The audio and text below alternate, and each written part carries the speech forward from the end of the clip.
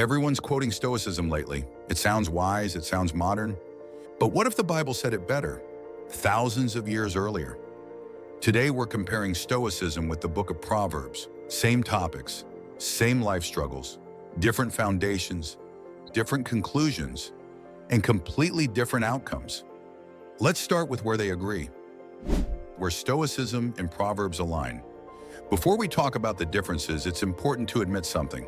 Stoicism and Proverbs do sound similar at first glance. Both are obsessed with wisdom. Both tell you not to be ruled by emotions. Both say discipline is the path to peace. Let's look closer. Mastery. Marcus Aurelius wrote, "You have power over your mind, not outside events.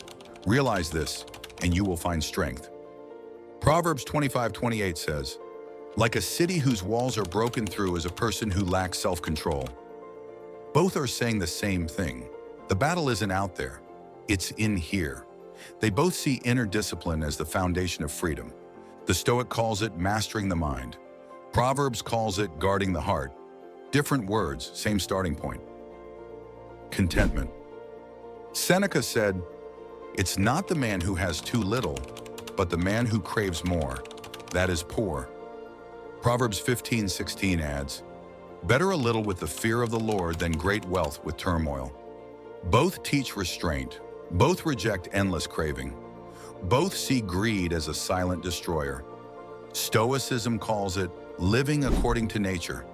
Proverbs calls it living in reverence before God. Either way, peace begins when you stop chasing what doesn't satisfy. Emotion.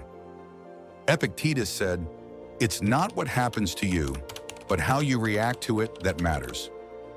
Proverbs 29:11 says, "Fools give full vent to their rage, but the wise bring calm in the end." Both agree. You can't control what happens, only how you respond. Emotion isn't strength, wisdom is. So yes, Stoicism and Proverbs walk the same path, at least in the beginning. Both promise peace through discipline. Both offer wisdom for the storms of life. But here's where everything changes, the foundation. Because while Stoicism builds peace through detachment, Proverbs builds peace through relationship. The foundation, why it matters. Stoicism says the universe operates by natural law. There's no father, no relationship, just rational order and fate. You accept what is, align yourself with nature, control your response. Proverbs 3:19. "By wisdom the Lord laid the earth's foundations. By understanding he set the heavens in place." In other words, there's a personal God. There's divine order. And he's not indifferent, he's involved. Your job? Fear the Lord and walk in wisdom. That difference changes everything. Test number 1, suffering. Stoicism says, accept your suffering as part of the natural order. Seneca, accept the things to which fate binds you and love the people with whom fate brings you together. In other words, this is just how it is. Don't resist it. Don't expect it to change. Proverbs 3:11-12. "My son, do not despise the Lord's discipline and do not resent his rebuke, because the Lord disciplines the one he loves, as a father the son he delights in." Here's what that really means. Suffering isn't meaningless, it's purposeful. It's not random, and you're not abandoned in it. Stoicism keeps you calm. Proverbs keeps you connected. Test number 2, meaning. Stoicism says, don't get attached.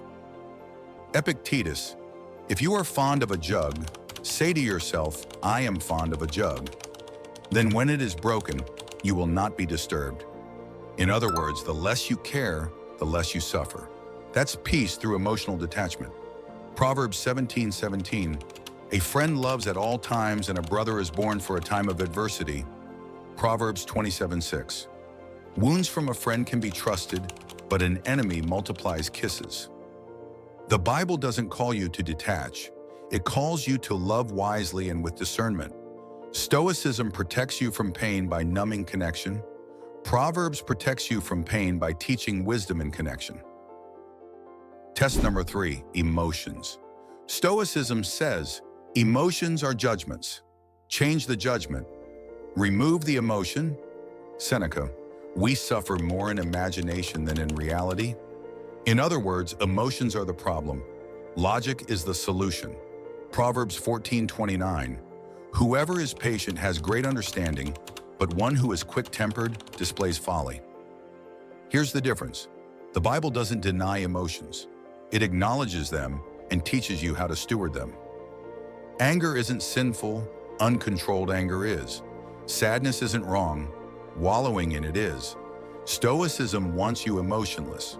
Proverbs wants you emotionally mature. Test number 4, control. Stoicism says, focus only on what you control. Everything else is irrelevant. Marcus Aurelius. You always own the option of having no opinion. There is never any need to get worked up. In other words, keep your opinion, keep your calm, and mind your own business. Proverbs 31:8. Speak up for those who cannot speak for themselves, for the rights of all who are destitute. Speak up and judge fairly. Defend the rights of the poor and needy. Here's the reality. Not everything is about your emotional state. You can't control injustice, but you can fight it. You can't control a neighbor's suffering, but you can ease it. Stoicism produces strong individuals. Proverbs produces wise communities. Here's where it breaks down in real life.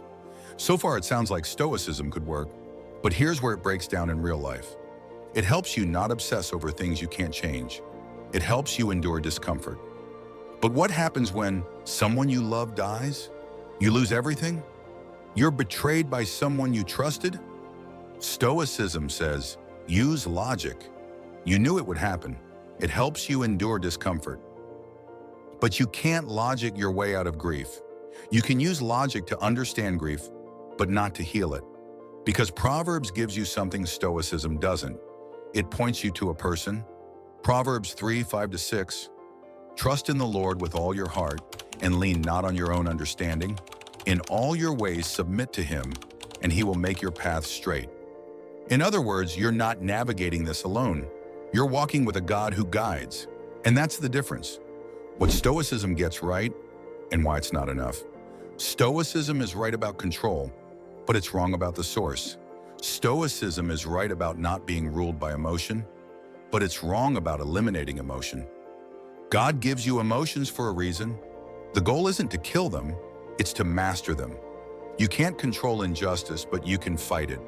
You can't control suffering, but you can bring comfort. You control yourself. Proverbs gives you purpose. Stoicism will help you survive. Proverbs will help you thrive. Stoicism will give you control. Proverbs will give you purpose. Stoicism will give you resilience.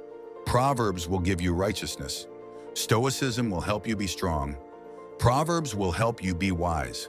And here's the kicker. Stoicism keeps you isolated. You control yourself, but you can't control the suffering of others. So Stoicism says don't engage. Proverbs says, for the Lord gives wisdom, from his mouth come knowledge and understanding. In other words, wisdom doesn't come from within, it comes from above. And wisdom connects you to others, not isolates you from them. The bottom line, Stoicism will help you survive. Proverbs will help you thrive. If you want a philosophy that sounds wise on Instagram, choose Stoicism. But if you love rebuilding ancient wisdom that still speaks to modern life, subscribe. Because every week, we uncover biblical truth that still outsmarts modern philosophy, but surrendering control to the one who made you. That's better. If this helped you see the difference, drop a comment.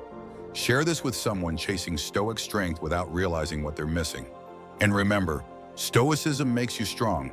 Self-control is strength, but surrendering control to the one who made you, that's wisdom.